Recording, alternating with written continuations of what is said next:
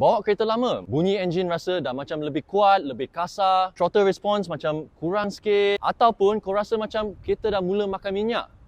Cuba servis ni. Nama servis Clear Carbon dan purpose dia untuk bersihkan bahagian dalaman dan komponen enjin. So how does it work? Mula-mula diorang akan buat diagnostic dulu, check engine condition, because if your car already got other problems, bazir masa, bazir duit je buat servis ni.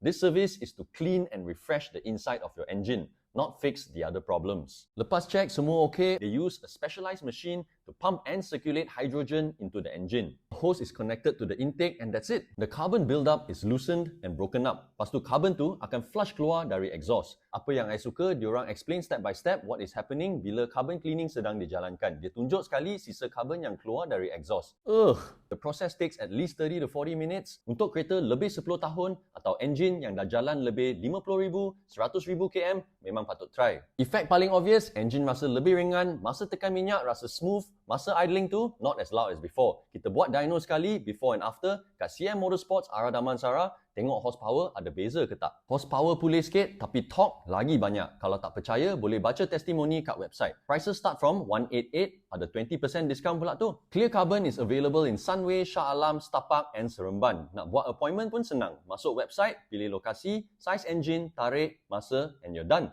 Kalau dah try, sila komen.